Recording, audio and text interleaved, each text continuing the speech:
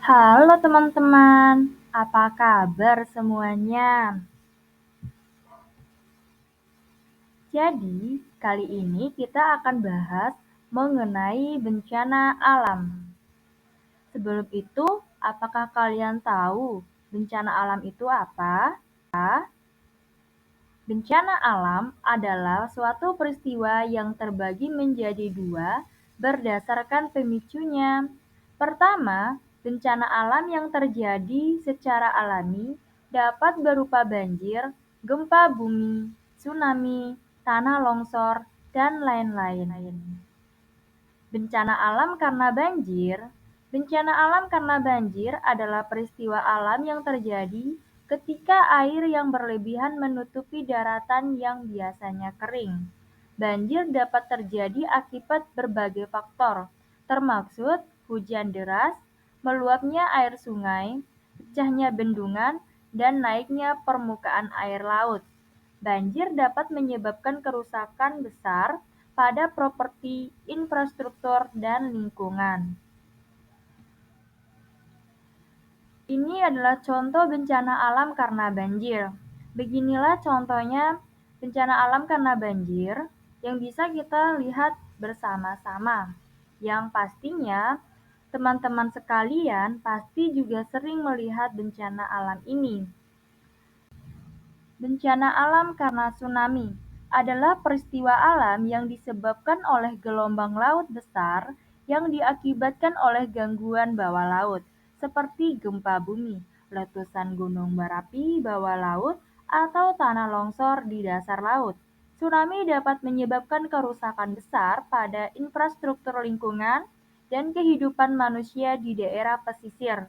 Gelombang tsunami biasanya bergerak dengan kecepatan tinggi melintasi lautan dan saat mencapai daratan, mereka dapat mencapai ketinggian yang sangat tinggi, menyebabkan banjir, kerusakan bangunan, dan hilangnya nyawa.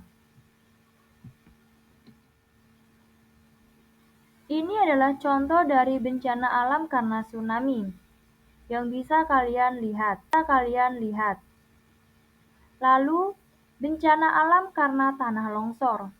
Bencana alam karena tanah longsor adalah peristiwa alam yang terjadi ketika massa tanah, batu, atau puing-puing bergerak menuruni lereng akibat pengaruh gravitasi.